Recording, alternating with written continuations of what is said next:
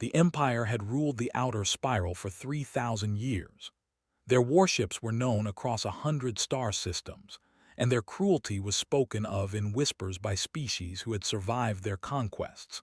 When the allied species of the coalition dared to resist their expansion into the neutral territories, the response was swift and without mercy.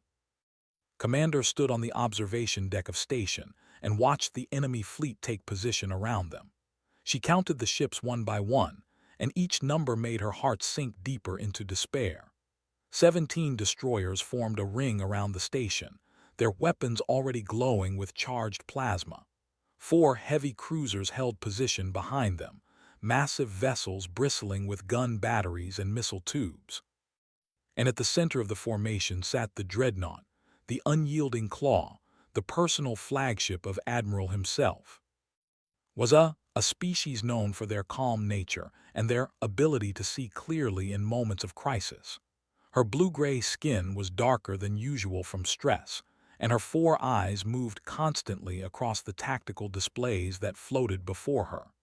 She had served in the Coalition Navy for 30 years, and she had never seen a situation this hopeless. The station held 12,000 refugees, families who had fled from their conquered, merchants who had been caught in the wrong place at the wrong time, children who would never see their parents again because those parents had died defending a border that no longer existed. All of them had come to station seeking safety, and all of them were now trapped. Their only protection was a handful of outdated defense platforms that had been scheduled for replacement 6 months ago. 3 coalition frigates orbited the station as well, but 2 of them were already damaged from the initial assault, and the third was running on backup power after taking a direct hit to her reactor housing. Against the firepower that surrounded them, these defenses would last perhaps a few hours. Her tactical officer, a young named, approached her with a data tablet in his trembling hands. His scales had turned pale, which meant he was terrified but trying not to show it. Respected him for that. "Commander," he said, "I have completed the analysis you requested. Based on our current shield strength and the rate of enemy bombardment, we can hold for approximately 6 hours. Perhaps 7 if we redistribute power from the non-essential sections of life support." Nodded slowly, "And our distress signals?" "We have been broadcasting on all frequencies since the attack began. They are jamming most of our transmissions, but some signals are getting through." He paused and looked down at the floor. "The nearest friendly fleet is 18 days away, Commander. Even if they received our message and departed immediately, they cannot reach us in time." "I understand," said quietly. "Thank you. Return to your station and continue monitoring." The young officer saluted and walked away, his shoulders heavy with the knowledge they both shared. No rescue was coming. Everyone on the station knew it, even if no one wanted to say the words out loud. Turned back to the viewport and watched the enemy ships. They were taking their time, enjoying the fear they were causing. She had studied their tactics extensively during her career, and she knew that Admiral was a patient predator. He would let them suffer before he struck the final blow. He would let them hope and then crush that hope beneath his heel. She thought about the children in the lower decks, thousands of them huddled together in the emergency shelters while their parents tried to comfort them with lies. "Everything will be fine. Help is coming. We will be safe." The words meant nothing, but the parents spoke them anyway because that was what parents did. Had no children of her own. She had devoted her life to service, to protecting others, to standing between the innocent and those who would harm them. And now, at the end of that life, she found herself unable to protect anyone at all. The communication panel chimed, and the face of Admiral appeared on her screen. He was, which meant he was terrifying to look upon. His exoskeleton was dark red, almost black, covered in ceremonial markings that represented the worlds he had conquered. His eyes were like polished obsidian, cold and empty of anything resembling compassion. "Commander," he said, his voice a low clicking sound that the translator converted into words. "I am impressed by your resistance, Most species would have surrendered by now. The "do not surrender to murderers," replied calmly, made a sound that might have been laughter. Brave words from someone who is about to die. I am offering you one final chance. Open your shields and allow my troops to board. If you comply, I will be merciful. Only half of your refugees will be executed. The rest will be taken as slaves to serve the Empire.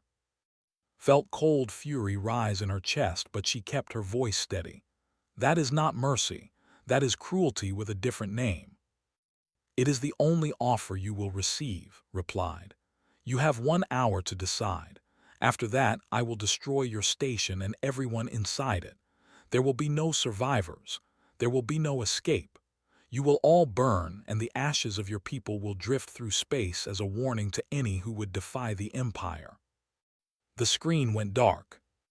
Stood in silence for a long moment, her mind racing through possibilities that did not exist. There was no way out. There was no secret weapon, no hidden fleet, no miracle waiting to save them. They were alone, and they were going to die. But they would not die begging. She opened a channel to the entire station, her voice broadcasting to every room, every corridor, every shelter where frightened people waited for news. My friends, she said, I will not lie to you. Our situation is dire. The enemy has given us an ultimatum that we cannot accept. They offer us slavery and death, and they call it mercy. She paused and drew a deep breath. I have served the coalition for 30 years, and I have always believed that there are things worth dying for. Freedom is one of them. Dignity is another. The right to stand tall and refuse to kneel before those who would crush us. She looked out at the stars, at the enemy ships, at the vast darkness of space that surrounded them. We will fight, she continued. We will resist with everything we have, and if we must die, we will die free. We will die standing, and the universe will remember that the people of Station did not surrender. She closed the channel and turned to her crew. All hands to battle stations. Prepare for the final assault. What Commander did not know, what no one in the galaxy could have known, was that one of their distress signals had slipped through a gap in the jamming. It had traveled through a subspace anomaly, crossing distances that should have taken months in mere moments, and it had reached the ears of a young species that they had never encountered. A species that did not believe in abandoning people who needed help. A species called humans, 6,000 light-years away from Station, in a region of space that no alien species had ever explored. The United Earth Navy vessel USS Resolute was conducting a routine patrol along the edge of known territory. She was a Valor-class battleship, one of the most powerful warships that humanity had ever built. Her hull was angular and aggressive, designed not for beauty but for war. Her engines could push her faster than any vessel in the fleet, and her weapons systems had never been tested in actual combat against a real enemy. Captain Daniel sat in his command chair on the bridge, reviewing patrol reports on a tablet while his crew went about their duties around him. He was 43 years old, with short dark hair that was beginning to show gray at the temples, and a face that carried the weight of 20 years of service. He had commanded the Resolute for 3 years now, and in that time they had never fired a shot in anger. The universe, it seemed, was peaceful. That was about to change. Lieutenant Mills sat at the communications station, monitoring the endless stream of signals that flowed through space. Most of it was routine traffic from Earth and the colony worlds, but her equipment was also designed to detect anything unusual. When her console began flashing with an alert she had never seen before, she sat up straight and began working her controls. "Captain," she said, her voice careful and professional, "we are picking up something strange. A distress signal, but the encoding is completely foreign. This is not human in origin." Looked up from his tablet with sudden interest. "Can you clean it up?" "I am working on it now, sir." Mills adjusted her equipment, filtering out the background noise of space and focusing on the signal itself. "The transmission is fragmented, heavily damaged by some kind of interference, but I am detecting what sounds like a plea for help. Multiple voices, multiple languages, and there is something else. She paused and listened more carefully. Weapons fire, sir. Heavy bombardment. This sounds like a battle.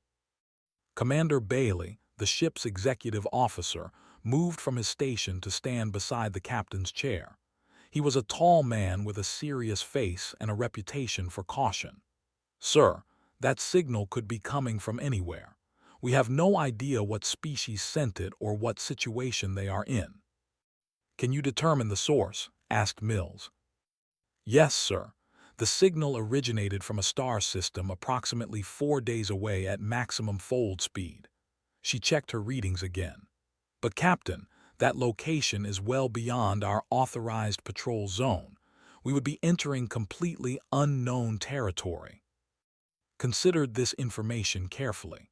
The United Earth Navy had strict protocols about unauthorized missions. Command expected their captains to follow orders, stay within their designated areas, and avoid unnecessary risks. What Mills was describing would violate all of those expectations. But there was something in that signal that he could not ignore. Put the audio through the speakers, he ordered. Let me hear it. Mills nodded and transferred the signal to the bridge speakers. What filled the room was chaos. Voices speaking in languages that no human had ever heard, filled with fear and desperation. The sound of explosions in the background. Children crying. Someone screaming something that needed no translation because the terror in their voice was universal. The bridge fell silent as the crew listened. How many people? Asked quietly. Mills consulted her instruments. Based on the signal strength and what appears to be the size of the structure they are transmitting from, I would estimate somewhere between 10 and 15,000 individuals, sir. 10 to 15,000 people. Men, women, children, all of them facing something terrible, all of them calling out for help that they probably did not expect to receive. Bailey leaned closer to the captain and spoke in a low voice. Sir, I understand the impulse, but we have no diplomatic relations with any species in that region. We do not know if they are friendly. We do not know what kind of weapons or technology they have. This could be a trap designed to lure ships into an ambush. Command would never authorize this mission. Command is not here, replied. He looked around the bridge at his crew. Every one of them had heard the signal. Every one of them knew what he was thinking. Lieutenant Cole, the weapons officer, met the captain's eyes and nodded slightly. He was young, but he was good at his job and trusted him completely. Mills was watching the captain with an expression that he could not quite read. Sir, if we go, we will be alone out there. No backup, no support. If something goes wrong, no one will be able to help us. I know, said. He stood up from his chair and walked to the center of the bridge, where everyone could see him clearly. I know the risks. I know what regulations say. I know that what I am about to order could end my career and possibly get all of us killed. He paused and looked at the main, which showed nothing but empty stars. But somewhere out there, thousands of people are about to die. They sent a message into the void, hoping that someone would hear them, and we did. We are the only ones who heard them, and we are the only ones who might be able to help. He turned back to face his crew. I did not join the Navy to follow safe orders. I did not put on this uniform so I could stand by while innocent people were slaughtered. I joined because I believed that humanity could be something better.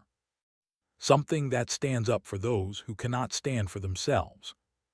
He walked back to his chair and sat down. Anyone who objects to this mission can log a formal protest. It will be noted in the official record, and I will take full responsibility for whatever happens next. But we are going. No one spoke. No one moved to the protest console. Instead, Lieutenant Cole simply said, "Weapons standing by, Captain." Mills added, "Communications ready, sir." The helmsman, a young woman named Lieutenant Amy Porter, turned in her chair with a small smile. Course laid in, awaiting your order. Felt something warm spread through his chest. Pride, perhaps, or maybe just gratitude for serving with people who shared his values. "Take us out," he said. "Maximum fold speed, and may whatever gods are listening watch over us all." The USS Resolute turned toward the unknown darkness of unexplored space. Her engines flared with brilliant light as the fold drive engaged, wrapping the ship in a bubble of warped spacetime that would carry her across the stars faster than light itself. Behind them, Earth and the colonies continued their peaceful existence, unaware that one of their ships was racing toward a battle that would change the course of galactic history. And ahead of them, in a station surrounded by enemies, 12,000 souls waited to die. They did not know that help was coming. They did not know that in 4 days, the void itself would open, and from it would emerge something that the Empire had never faced before. They did not know about humans, but they were about to learn. Admiral stood on the command deck of the unyielding Claw and watched station die slowly before him. The bombardment had continued for nearly 5 hours now, and the station's shields were failing piece by piece. Each flash of light against those weakening barriers brought satisfaction to his cold heart. He had given them a chance to surrender. They had refused. Now they would pay the price for their defiance. "Status report," he commanded, his voice clicking and harsh. His tactical officer responded immediately. "The station's shields are at 12% and falling, Admiral. Their defense platforms have been destroyed. 2 of their frigates are disabled, and the 3rd is attempting to retreat but will not escape our destroyers. We estimate complete shield failure within 30 minutes. Made a sound of approval. "Excellent. Signal all ships to prepare for the final assault. When the shields fall, I want the station destroyed completely. No survivors. No escape pods. I want the other species of this region to see what happens when they resist the Empire." His officers moved to carry out his orders with the efficiency that had made the military feared across the galaxy. They had done this many times before. They had conquered worlds, enslaved populations, and crushed rebellions beneath their boots. This station full of refugees was nothing special, just another example to be made. On station, Commander watched the shield indicators drop toward 0 and felt a strange calm settle over her. She had done everything possible. Her people had fought with courage and honor. There was no shame in losing a battle that could not be won. She thought about sending one final message to the refugees, some words of comfort for the end, but she could not think of anything that would make a difference. What could she say? That death would be quick. That was a lie. They did not believe in quick deaths. "Commander," said suddenly, his voice sharp with confusion, "I am detecting an anomaly. Something is happening in the space between us and the enemy fleet." Turned to look at the tactical display. "What kind of anomaly?" "I do not know. It looks like a fold space rupture, but the energy signature is unlike anything in our databases. It is massive, and it is forming rapidly." On the unyielding Claw, the same anomaly appeared on sensors. Officers began shouting reports as the readings went beyond anything they had seen before. The rupture was tearing open the fabric of space itself, releasing waves of energy that washed over every ship in the fleet. "What is this?" demanded. "Is it a weapon? Are they attacking us?" "Unknown, Admiral. The station does not have the technology to create such a phenomenon. This is something else entirely." And then the rupture opened completely, and something came through. The USS Resolute dropped out of fold space at combat speed, her hull still crackling with the residual energy of the jump. She appeared directly between the fleet and the station, as if placing herself as a shield between the hunters and their prey. Every sensor on every ship in the system went wild trying to identify the newcomer. She was unlike any vessel they had ever encountered. Her design was angular and aggressive, all sharp edges and weapons ports. She was smaller than the dreadnought but larger than the cruisers, and there was something about her that made the alien commanders pause. She looked dangerous. Admiral recovered from his shock faster than his officers. "Unknown vessel," he broadcast on all frequencies. Identify yourself immediately or be destroyed. On the bridge of the Resolute, Captain heard the transmission and studied the tactical display his crew had assembled during the jump. 17 destroyers, 4 cruisers, 1 dreadnought, all of them focused on a damaged station that was clearly in desperate trouble. "Put me through to their flagship," he ordered. Mills worked her console. "Channel open, sir." Faced the main, and the image of Admiral appeared before him. For a moment, Human and simply looked at each other across the void. Saw a creature without natural armor, without claws, without visible weapons on his body. By standards, appeared weak and soft, almost pathetic. Saw a monster. "This is Captain Daniel of the United Earth Navy vessel Resolute," he said in a calm, steady voice. "I am responding to a distress signal from this station. You will cease your attack immediately and withdraw your forces from this system." Stared at the human for a long moment, and then he laughed. The sound was harsh and clicking, filled with contempt. "You are one ship. I have a fleet. Your species is unknown to us, which means you are nothing. You are insects that have crawled out from some forgotten corner of the galaxy."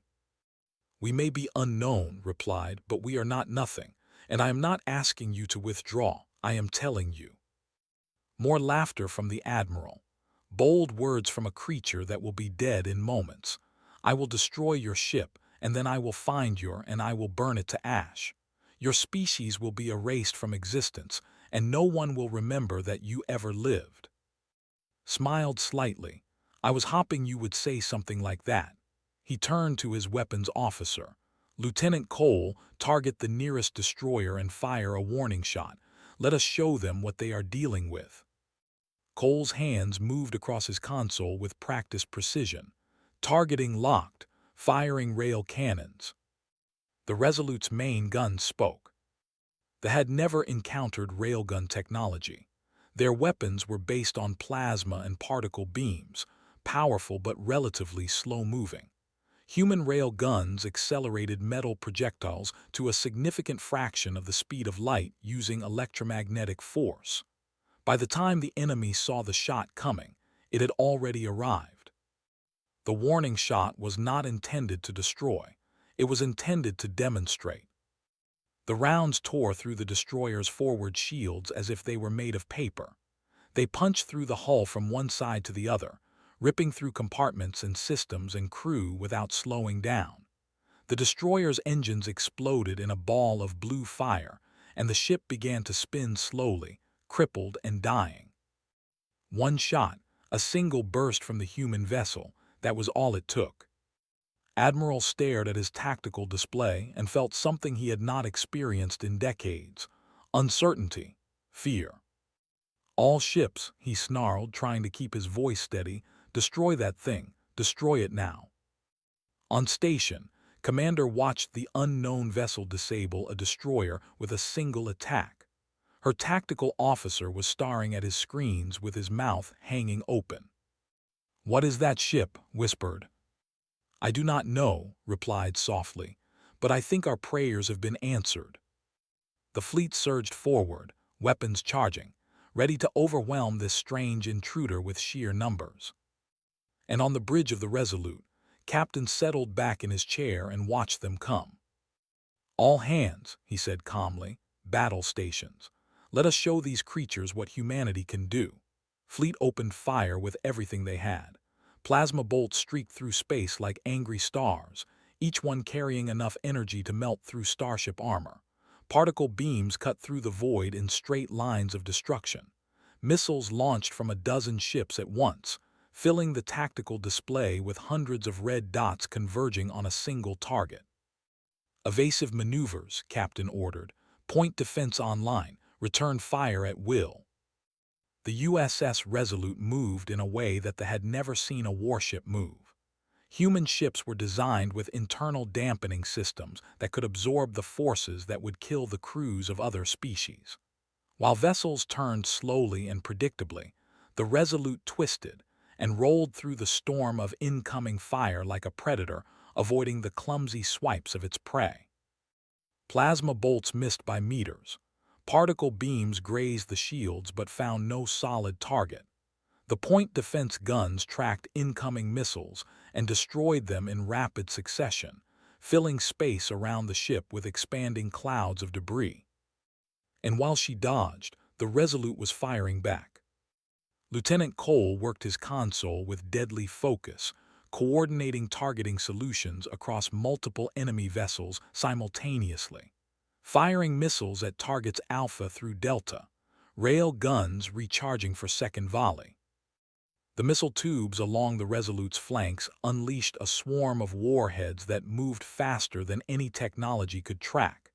Each missile was equipped with adaptive guidance systems that could adjust course in real time, responding to enemy countermeasures and defensive fire.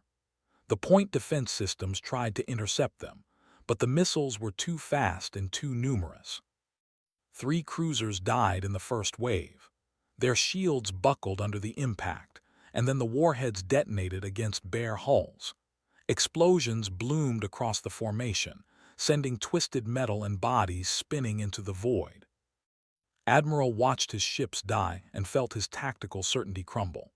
The human vessel was not fighting like any enemy he had faced before. It was not standing still and trading fire. It was not trying to overwhelm him with numbers. It was moving through his fleet like a blade, cutting and slashing and refusing to stay in one place long enough to be hit. "Concentrate fire," he commanded desperately. "All destroyers focus on the enemy ship. Cruisers provide supporting fire. We must bring it down." On station, the refugees gathered around Every and watched the battle unfold with disbelief. Commander stood frozen at her observation post, unable to look away from the spectacle before her. "They are winning," said, his voice filled with wonder. "One ship against an entire fleet and they are winning." "Who are they?" someone asked from behind them. Shook her head slowly. "I do not know, but whoever they are, they came to save us." The battle continued to turn against the human ship seemed to anticipate their movements, always appearing where they did not expect and striking from angles they could not defend. 2 more destroyers fell to railgun fire. A cruiser took a missile volley to her engineering section and exploded from the inside out. Admiral realized that he was losing. The thought filled him with rage and something worse, something he had not felt since he was a young officer facing his first real combat: terror. But they did not surrender. They did not retreat without a fight, and had one more strategy to try. "Launch boarding pods," he ordered. "All ships deploy assault teams. If we cannot destroy them from the outside, we will take them from within." 30 boarding pods launched from the surviving vessels, each one carrying a squad of elite warriors. The soldiers were bred for close combat. They stood 7 feet tall, covered in natural armor made of living chitin. They carried plasma rifles and blades that could cut through most materials with ease. They had conquered dozens of species through boarding actions. The pods accelerated toward the Resolute, too small and too fast for the point defense guns to target effectively. They hit the hull with magnetic clamps and began burning through with breaching charges. Deep inside the battleship, Sergeant Kelly stood in the main cargo bay with his Marine squad and watched the tactical display showing the incoming boarders. He was a big man, broad-shouldered and strong, with a face that had been by battles on 3 different worlds. His pulse rifle was charged and ready in his hands. "All right, people," he said to his squad, "we have company coming. Standard rappel protocol. Watch your corners, keep your spacing, and remember your training. These things have never faced human Marines before. Let us show them what that means." The breaching charges detonated, and sections of the hull blew inward. The warriors poured through the gaps with weapons raised, expecting to find frightened prey trying to hide. Instead, they found a wall of gunfire.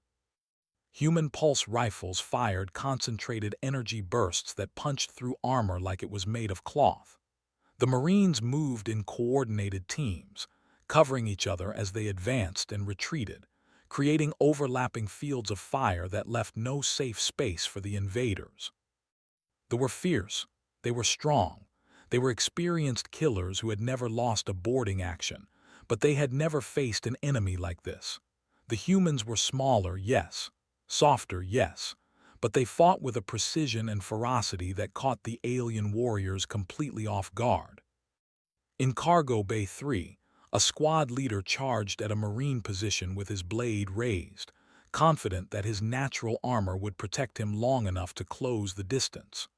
3 pulse rounds took him in the chest, and he fell to the deck without ever reaching his target. In Engineering Section 7, another squad tried to take a critical power junction. They rounded a corner and found Sergeant Kelly waiting for them with a heavy weapon he had taken from the armory. The blast cleared the corridor. Throughout the ship, the story was the same. The boarding parties met resistance at every turn. They took casualties they could not afford. They failed to capture any critical systems. Within 30 minutes, every boarding pod had been repelled. The decks of the Resolute were scattered with bodies, but the ship remained in human hands. On the bridge, Lieutenant Mills reported the status. All boarding parties have been neutralized, Captain. Marine casualties are light. Engineering reports no significant damage to critical systems. Nodded grimly. Good, now let us finish this fight. He turned to Cole. Target the remaining destroyers. I want them off the field. Aye, sir, firing now. The rail gun spoke again, and 2 more destroyers died in fire and metal. Admiral looked at what remained of his fleet and knew that he had lost. For the first time in his long career, he had met an enemy he could not defeat. Signal all surviving ships, he said quietly. Prepare to withdraw. The tide had turned. The hunters had become the hunted. And somewhere on station, 12,000 people began to believe that they might actually survive. The space around station had become a graveyard. Debris from destroyed vessels drifted through the void in slowly expanding clouds of metal and frozen atmosphere. Here and there, escape pods blinked with distress beacons, carrying survivors from ships that would never fly again. Admiral stood on the bridge of the unyielding Claw and surveyed the devastation of his fleet. 8 destroyers destroyed. All 4 cruisers either gone or crippled beyond repair. His own dreadnought had taken multiple hits that had penetrated the shields and the hull. Warning lights flashed across every console, and damage reports streamed in from sections throughout the ship. The human vessel sat in the middle of it all, battered but unbroken. Her shields were weakened, her hull marked with burns and impact craters from the weapons that had managed to find their target. But she was still there, still fighting, still placing herself between thee and the station they had come to destroy. Understood military reality. He knew when a battle was lost. The rage he felt was almost overwhelming, but beneath it was something colder and more calculating. He was not just an admiral. He was a representative of the Empire, and he had a duty that went beyond his personal pride. Cease fire, he ordered, his voice heavy with defeat. Signal all surviving ships to break off the attack. His tactical officer stared at him with shock. Admiral, we cannot retreat.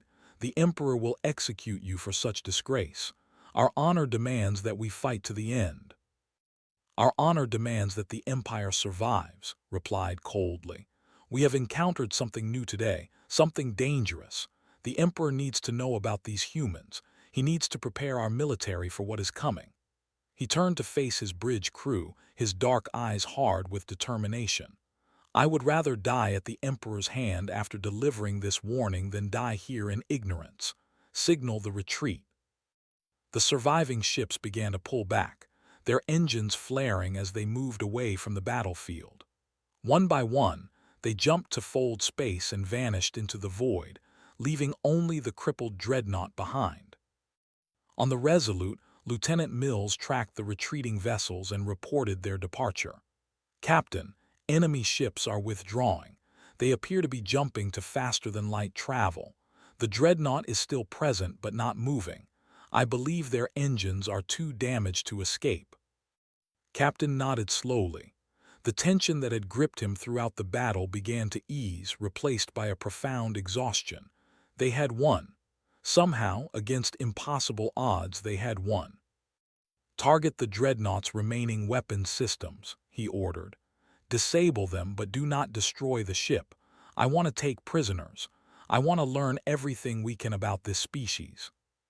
Cole's fingers moved across his console, and precision strikes from the rail guns silenced the last of the guns.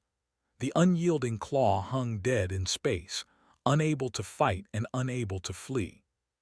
"Open a channel to station," said. The image that appeared on his was of a being unlike any he had ever imagined. Blue-gray skin, 4 eyes, a face that was clearly not human but somehow still conveyed emotion that he could understand. Relief, wonder, hope.